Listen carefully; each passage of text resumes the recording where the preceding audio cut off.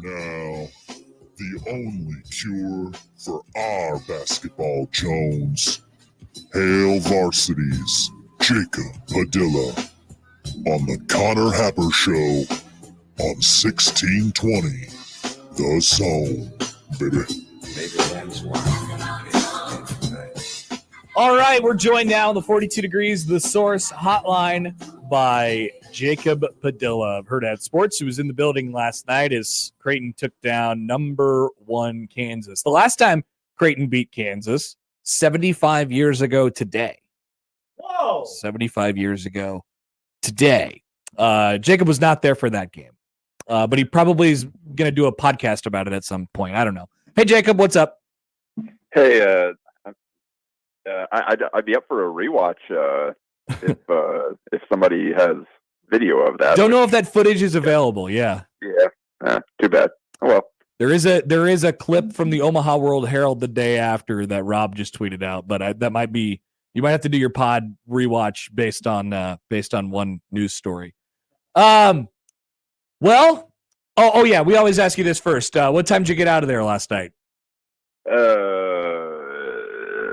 Good. I got home sometime after 3. All right. I don't remember what time we walked out. So everybody's grinding through it right now. The team is sick, and Matt DeMarinis is pumping out pods like crazy, and he's under the weather right now. So everything went okay. I've got a bat. I did something to my neck as well. Oh no! So last week hasn't been comfortable. So yeah, we're all battling through some things, but no, I think we all collectively stepped up and did what we needed to on Wednesday night. That's both on the court and off the court. I said this right at the start. Like, did you feel like, and I don't know, nothing's definite at this point. Creighton played a really good game and executed a game plan last night, but I don't know. I didn't know for sure if they even had that in them. And it showed, at least that there is a chance that it is there last night. Yeah. And I mean, I honestly didn't know what to feel about that game going in because of the status of the roster.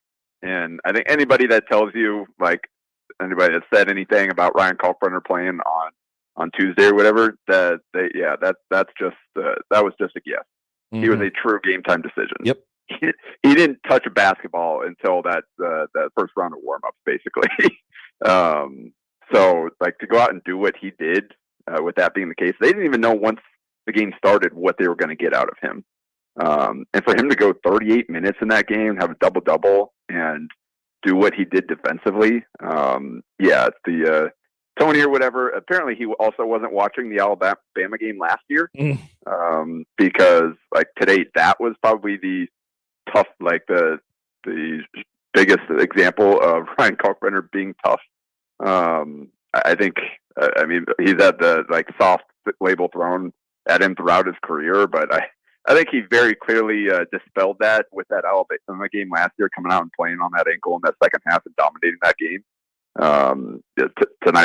Last night was just another example of that. So, I'm a little surprised, very surprised by the way that Kansas played. Wasn't great.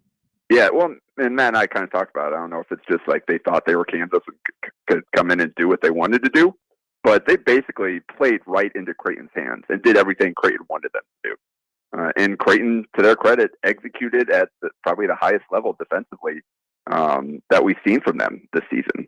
Just the shots that Kansas took throughout the game, they were 9 of 20 on layups, layups and dunks at the rim, because AJ Storr tried to dunk on Ryan Kalkbrenner, and that never a good idea. It keeps happening. 100%. People just keep trying. They want to get that one chance, and he just keeps saying no. But yeah, and I think a handful of those layups were like transition off of Creighton's turnovers. So like in the half court, they just did not have any success at the rim for the most part, and that's a credit to Kalkbrenner, but then also to the team as a whole, because everybody did their job. I don't know how many times Kansas guys like drove in there and tried to create contact and throw up a shot, and the rest didn't give them a call because Creighton's was in position and went vertical on their challenge. And that's something that Creighton teaches really well, and that Kansas apparently didn't get the memo on. Jacob, we've spent most of the early portion of this season through 9 games now talking about the lineup combinations that they've had and the just some of the different things they could do. And it turned out that last night, and even so they leaned obviously heavily on Pop, Kalkbrenner, and Ashworth. Jemiah Neal was pretty good in the first half, and then got into some foul trouble. But it was the answer was last night. All right, we have these 3 guys, and everybody else needs to sort of step up in their role. I felt like that's been a little bit different from what they've been sort of trying to do. Maybe spread it out a little bit more over the first 9-10 games of the season here. It's interesting, and maybe Creighton found out something about themselves last night and the way that they need to play, or at least where the distribution of I guess where they get their buckets from needs to be. Well, I mean, it's kind of been that way the whole season. Like, those are the 3 guys that you could count on and for production. And the question was, were you going to get anything from the guys around them? And during that losing streak, they weren't really, and that was having a trickle effect down to the other guys. And obviously, you missed 2 or all 3 of those guys missed time during that stretch of poor play. So those guys are pretty important, as we've come to find out. But it was kind of talk about after the losses, like, they need guys to just do their fill their roles, do their jobs, and if they do that, then suddenly the game is easier for everybody else. And we saw that knock down some threes early to space the floor, and kind of the trickle effect of that, of Creighton kind of had everything going for them. So you had Mason Miller hit 2 big ones.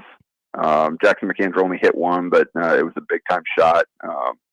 And then they kind of figured out at that 4 spot, credit to Mac and kind of his feel and decision making. Like, Jason Green doesn't play the whole first half, doesn't play the whole first 13 minutes of the game, and comes in with 33 minutes of the game, and he comes in with 7.5 to go in the fourth quarter, and goes out there and does a really good job defensively on the glass and helps Creighton to close that game out. So, yeah, I think we're starting to see, we're seeing that all these, kind of similar to what Shane Thomas did in the Notre Dame game. It's just, they've got guys that can help in the right spot.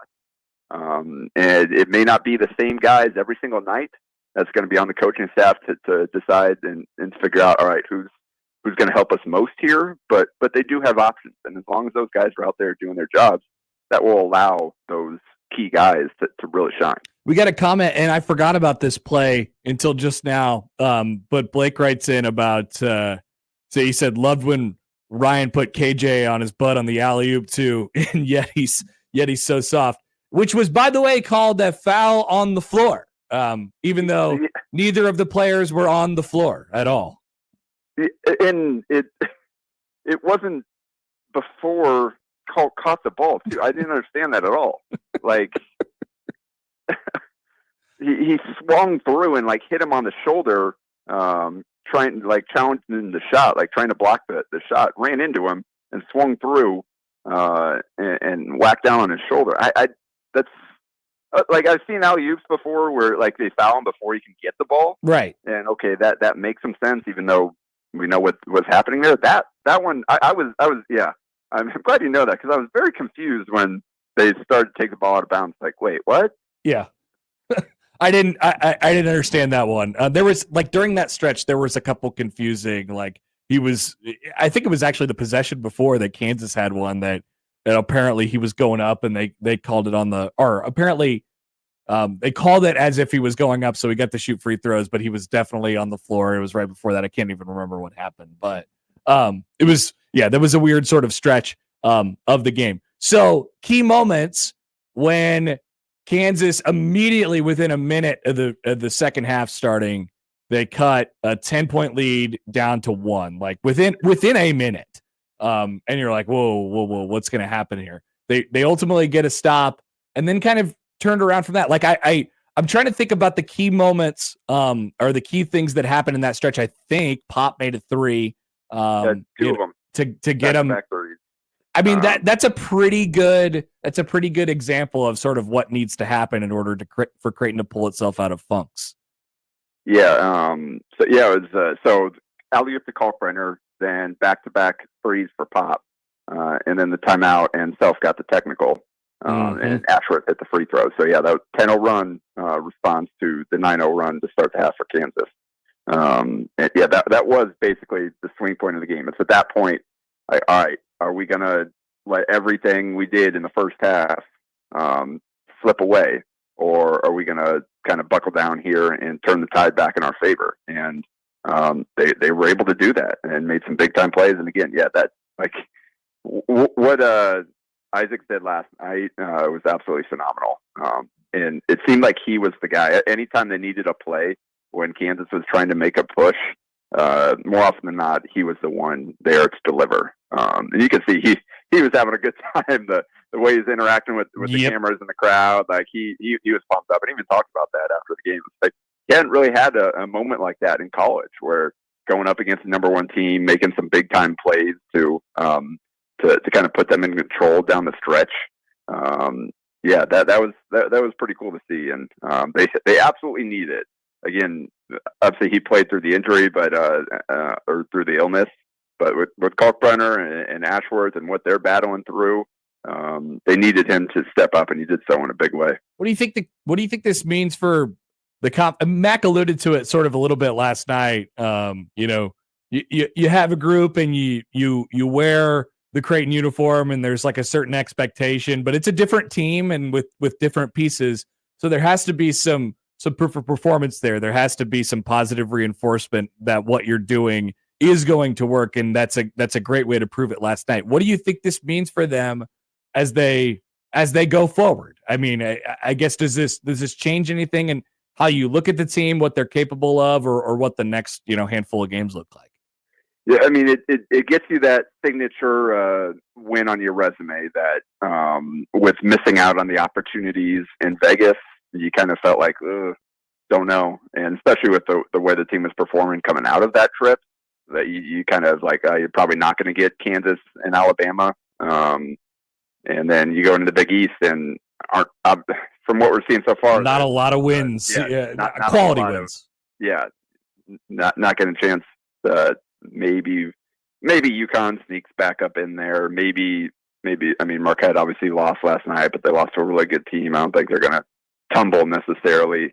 But outside of that, there wasn't looking like a whole lot of quality in the Big East in terms of signature wins. Like, you could pick up some quad wins, some quad 1, quad 2 wins, but not like a top 10, top 5 type of thing to put on the top of your resume. And now Creighton has that. Kansas still a very good team. I think they're going to be fine. It's going to be a really good win for Creighton. And so putting that on the resume and showing that, like, hey, they're still capable of that. I think maybe the kind of median or the floor might be a little lower for this team than we've seen in the past. Although we have seen them go through some similar struggles each of the past 2 years. So I mean that's not even 100%, but I think they've shown that when things click, that they're certainly still capable of playing it with anybody. And we're seeing why McDermott invested in the players that he did and put this team together. Like, it's still, when everything's firing on all cylinders, it's a really good team. And you've got a guy like Kalkbrenner that can completely warp the way a game is played. There's not a lot of teams that have a guy like that.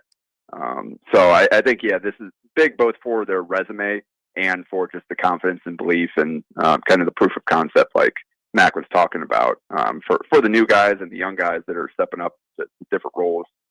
It's always good to get something like this under your belt just for confidence sake.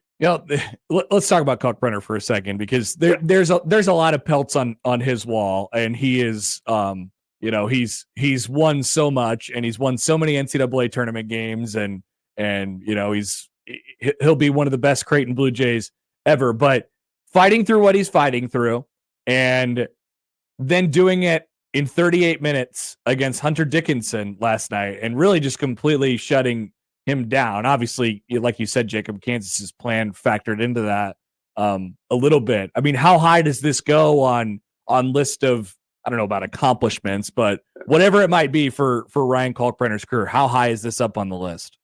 Yeah, it's pretty far up there. And you can see again, like he hadn't practiced at all. They didn't know what he was going to be able to give them. He got in there and like he had that, like early on, he had that little short roll, like floater thing that didn't go anywhere near the rim. He's like, well, yeah, rhythm is clearly not there. I think he was expecting, I think, to get hammered, and then he didn't, and it just he shorted it by like 3 feet. Yeah.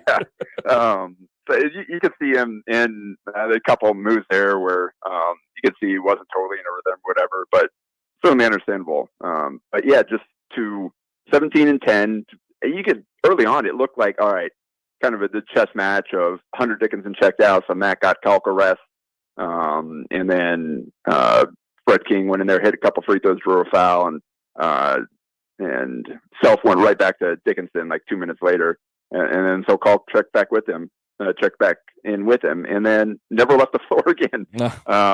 So forget the chess match of matching minutes and all that stuff. Now Kalk's just gonna close this game out, and yeah, you look at Dickinson, just 2 buckets the entire night.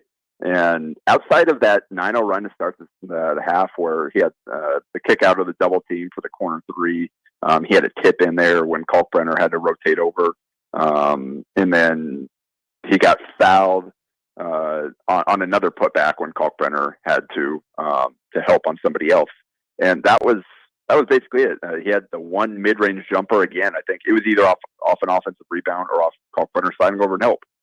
And that's the entirety of his offensive production last night. Kalkbrenner got him, I think, picked up a couple of those fouls, like got him into foul trouble early on. Mm-hmm. And they didn't even, I don't know what the game plan was or what the guys were thinking. Self said he liked the 21 shots that DeJuan Harris took, and thought he's going to make some of those. Like, yeah, he's a good floater shooter, but like those weren't on balance, square to the basket, under control pull. He was like throwing up garbage last night because against Creighton's drop, thinking like, all right, it has to be me because of the way they're playing here, and threw up some bad shots, and a lot of them didn't go in. So yeah, I think a lot of that, and again, they were 2 of 6 at the rim, 2 of 6 on layups in the first half. They weren't even taken. They took 15 mid-range, or non-paint or non-rim 2s. So those are the floaters, the mid-range, and all that stuff against the drop, which is what Creighton wants to give up. Second half, they went to the rim more, but again, like a lot of that was the transition off turnovers. They were 7 of 14, which still isn't good, but it's better than the first half, but wasn't enough to kind of break down Creighton's defense. So that all starts with Ryan Kalkbrenner, and so what he did on both ends of the floor, playing 38 minutes, coming off of stretch of not playing at all. Just another testament to the conditioning, the toughness, and just his overall impact on a basketball game. Does that happen last night without the start they got off to?